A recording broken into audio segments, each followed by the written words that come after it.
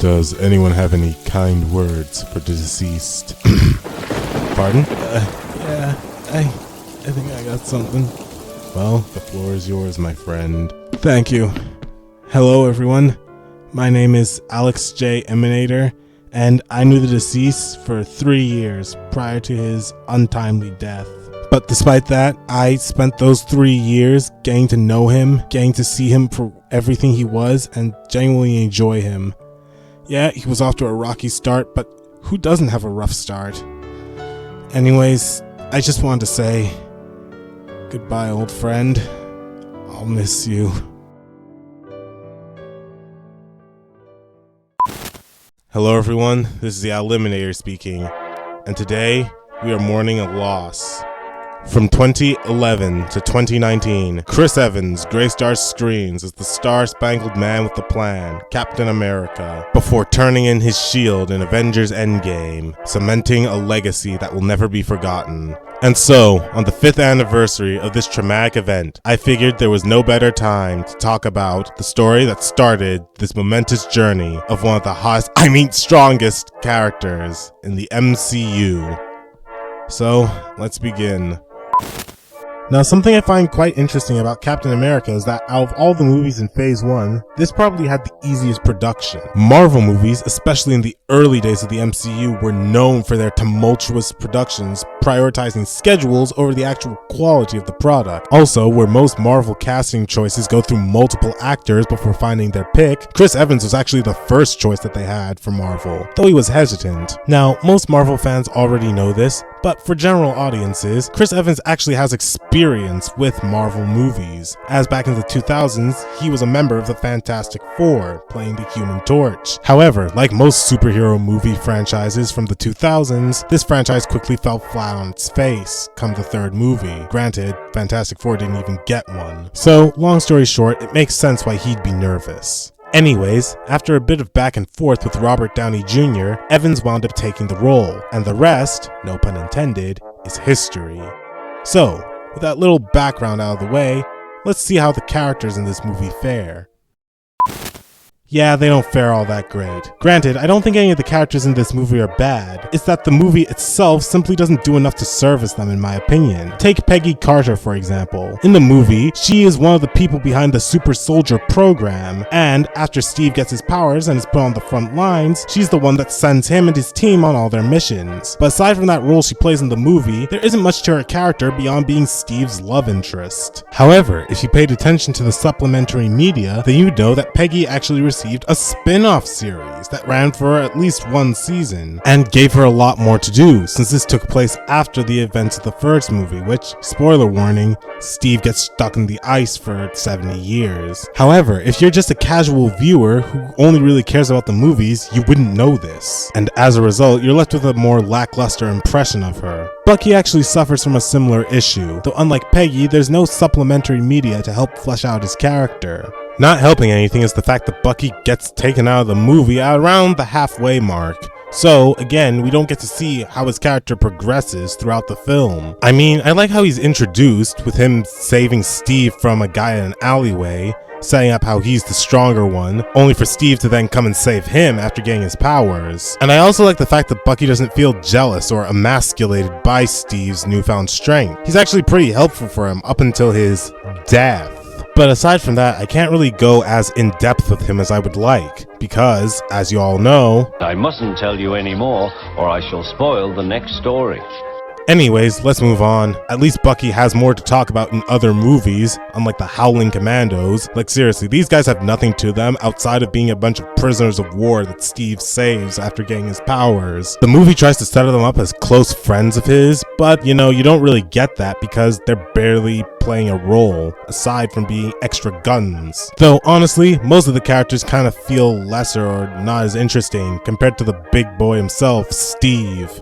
Makes sense given that he's the main character. So to break up the monotony of XYZ is boring, let's talk about Steve for a little while. If you had heard anything about the behind the scenes of this movie, one thing that was mentioned constantly was that they needed the audience to fall in love with Steve before he got the super soldier serum, which I think they actually managed to pull off. Something I like about Steve's character that's pretty obvious from the get-go is that he's always trying to stand up for others, be it bigger or smaller than him. People will of course bring up how at the start of the movie, when Steve is getting beat up in an alleyway, he reaches for an object that can defend himself rather than an object for attack. Or how when they're testing out soldiers to see who will be the best fit for the super soldier serum, Steve is the only one to jump on the fake grenade, highlighting just how far he's willing to go in order to protect others. Long story short, where most soldiers fight to kill the enemy, Steve fights to protect the innocents who are put in harm's way, which immediately endears the audience to him. Like Steve says to Bucky, there are men laying down their lives, and he has no right to be doing any less than them. Another great example of this is how after Steve gets the super soldier serum, he's immediately put out to do stage shows in order to promote the war effort and get people to donate. He starts off being a bit awkward and hesitant at first, but then starts to get more comfortable at the job when he realizes that he can use this to spread awareness about the war effort. But it's clear that he feels dissatisfied. And again, what I love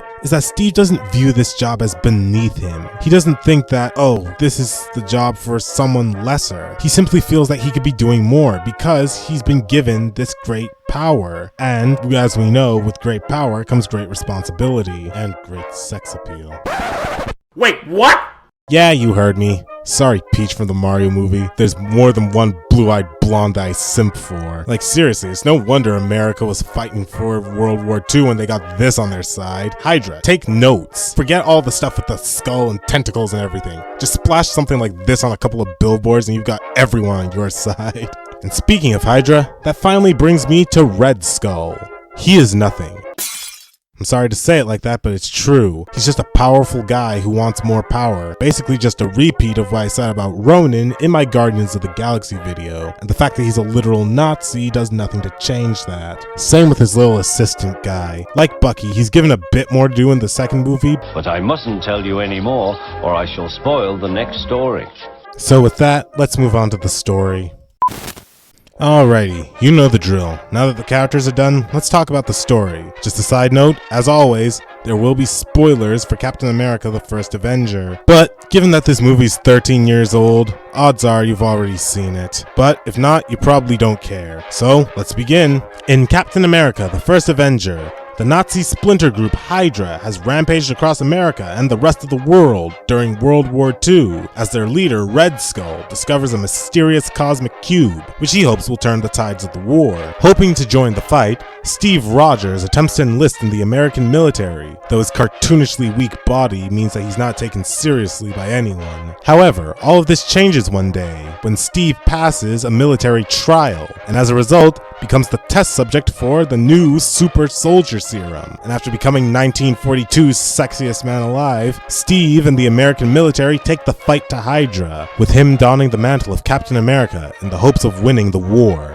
Now, I'm gonna go on a limb and say something controversial, but I think you'll understand once I explain it. The reason that I feel Captain America: The First Avenger isn't talked about as much as the other Marvel movies is because it's the least interesting. Move this man! Hey, you heard me. Let me talk first. Now, I didn't say I hated the first Captain America movie. I simply feel that it brings a lot less to the table compared to a lot of Marvel's other outputs at the time.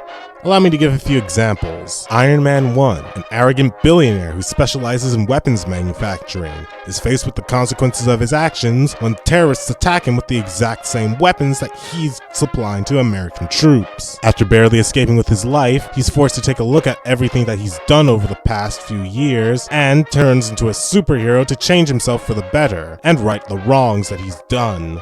The Incredible Hulk, a man who uncontrollably turns into a monster, tries to cure himself while he runs from the US military. However, when another man who envies his powers uses them to commit atrocities, our hero must learn to embrace the side of himself he's worked so hard to repress in order to protect his loved ones, sacrificing his chance at a normal life. Thor, A literal god reignites a centuries-old war by mistake, and after being stripped of his powers by his father, is forced to learn humility in order to get back to his kingdom. You see the issue here? Every other character that I just mentioned went through an arc where they overcame an obstacle that helped them to change for the better. Captain America doesn't go through this. Granted, if you know my channel, you know that not every character needs an arc. But at the same time, however, no one else really changes in the movie. All of the side characters are already in World War II, doing something to contribute to the fight against Hydra. And speaking of which, in terms of villains or just general obstacles, Steve himself isn't really challenged in any way,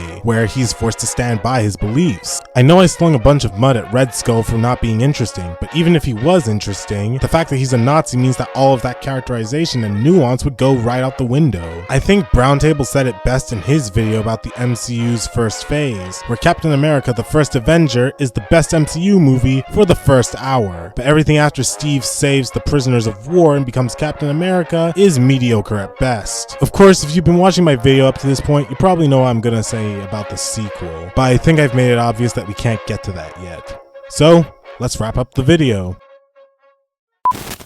You know, this has to be the fastest I've ever pulled a video together. Anyways, thank you guys for watching. Be sure to like, share, subscribe, and tell me down in the comments section, what do you like about Captain America the First Avenger? What don't you like? And do you think the later movies improve upon these aspects? As always, subscribe today to join the A-list, and have a great day. Bye!